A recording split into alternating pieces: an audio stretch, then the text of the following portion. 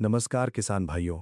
सर्दियों की ठंड और बरसात की मार हमारी फसलें किसी तरह झेल लेती हैं, लेकिन असली तबाही तब आती है जब मई और जून की दोपहर में आसमान से आग बरसने लगती है।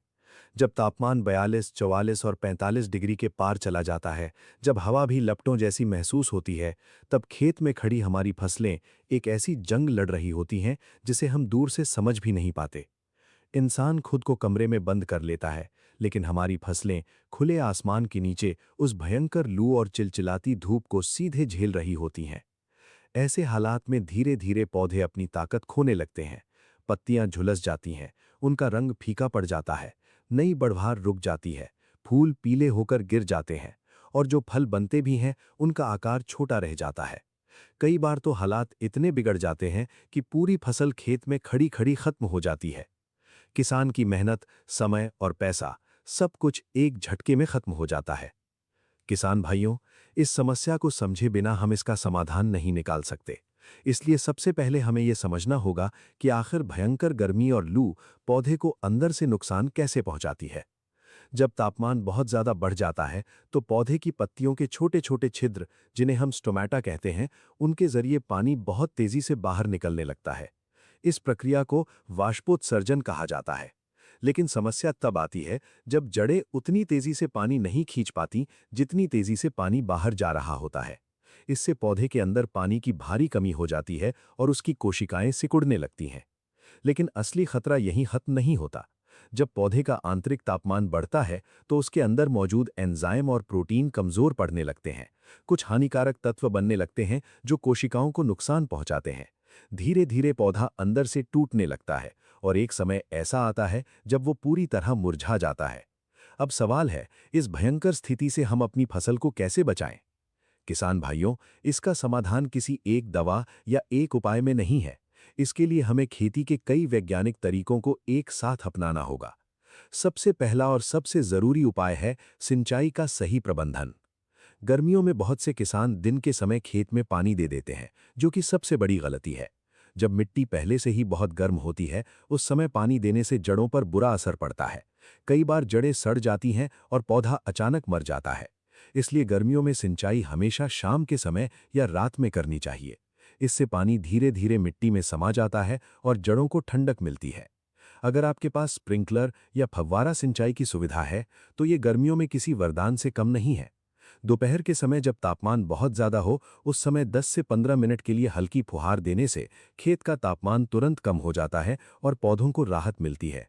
दूसरा बेहद प्रभावी तरीका है मल्चिंग, यानी मिट्टी को ढक कर रखना।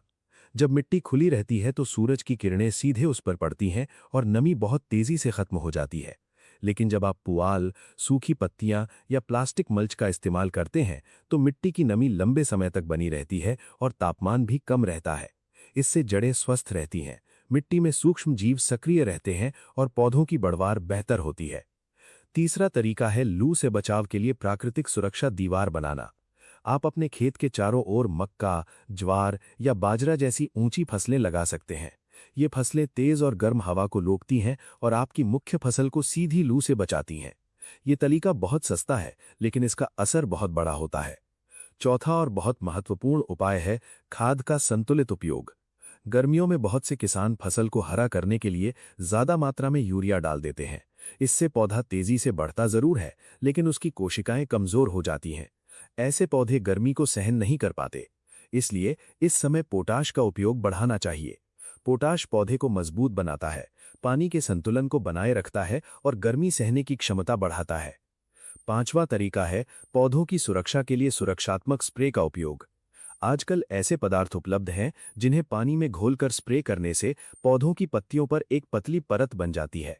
ये परत सूरज की तेज किरणों को वापस परावर्तित कर देती है, जिससे पत्तियां झुलसने से बचती हैं और पौधे का तापमान नियंत्रित रहता है।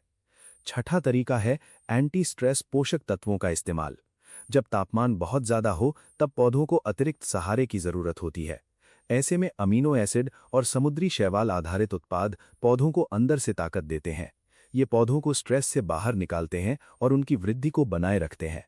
सातवां और बेहद जरूरी नियम है खेत को साफ रखना। खरपतवार न केवल पोषक तत्वों को खींचते हैं, बल्कि मिट्टी की नमी को भी तेजी से खत्म कर देते हैं। इसलिए समय समय पर निराई गुड़ाई करते रहना जरूरी है ताकि मुख्य फसल को पूरा पोषण मिल सके। इसके अलावा एक और महत्वपूर्ण बात है मिट्टी की सेहत।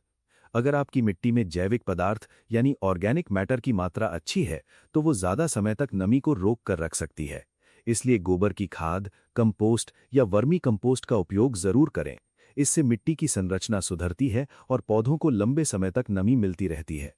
किसान भाइयों, खेती अब सिर्फ मेहनत का काम नहीं रह गया है, बल्कि ये विज्ञान और समझ का खेल बन चुका है। अगर हम सही समय पर सही तकनीक अपनाते हैं तो हम किसी भी मौसम की चुनौती को आसानी से पार कर सकते हैं। अगर आप इन सभी उपायों को अपनी खेती में अपनाते हैं तो आप देखेंगे कि आपकी फसल भयंकर गर्मी में भी हरी भरी बनी रहेगी, फूल और फल नहीं गिरेंगे और आपकी पैदावार में जबरदस्त बढ़ोतरी होगी। याद रखिए, सही जानकारी और सही समय पर उठाया गया कदम ही किसान को सफल बनाता है। अगर आपको ये जानकारी उपयोगी लगी हो तो इस वीडियो को ज़रूर लाइक करें, अपने साथी किसानों के साथ शेयर करें और ऐसे ही उन्नत खेती के ज्ञान के लिए जुड़े रहें। धन्यवाद किसान भाइयों। जय किसान।